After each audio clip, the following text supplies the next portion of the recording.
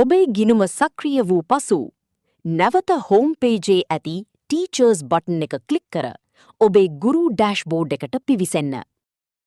Dashboard එකේ අති සෙටිංග්ස් page එකට යන්න. මෙහි YouTube ගිණුම සම්බන්ධ වී ඇති බව දැකිය හැක. Zoom සම්බන්ධ කිරීම සඳහා කනෙක්ට් බටන් එක ක්ලික් කරන්න. විවර්ත වන Zoom ලොගින් පේජ් එකෙන් ඔබේ ගිණුමට ලොග් වී සියලුම පර්මිෂන් ලබා දී ඇලෝ බටන් එක ක්ලික් කරන්න.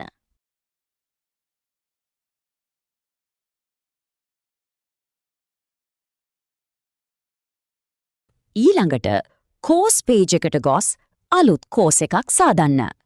මෙහිදී අපි උදාහරණයක් ලෙස Grade 6 Mathematics ලෙස කෝස් එක සාදා ගනිමු.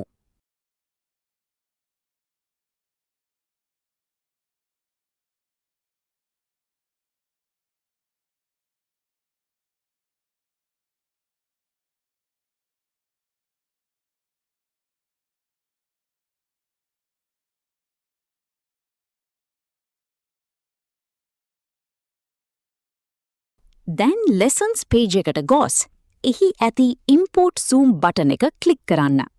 මෙහිදී ඔබට අවශ්‍ය Zoom රෙකෝඩින් එක තෝරා එය ඇතුළත් කළ යුතු කෝස් එක සිලෙක්ට් කර sync to YouTube බටන් එක ක්ලික් කරන්න. පසුව sync කිරීම ආරම්භ වූ බව පවසමින් sync started ලෙස notification එකක් දිස්වනු ඇත. sync එක සාර්ථකව අවසන් වූ පසු sync complete ලෙස notification එකක් ඔබට බලාගත හැක. දැන් අලුතින් එක් වූ lesson එකේ ඇති share icon එක ක්ලික් කරන්න. එවිට share modal එක විවෘත වේ.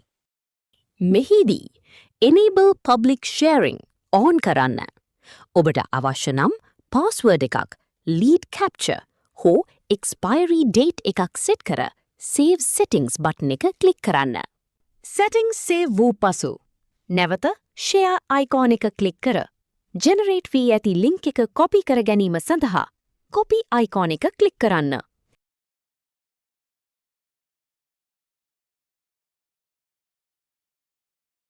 දැන් මෙම link එක ඔබේ සිසුන්ට ලබා දෙන්න. ඔවුන්ට LMS ගිණුමක් නොමැති වුවද මෙම පාඩම නැරඹිය හැකියි.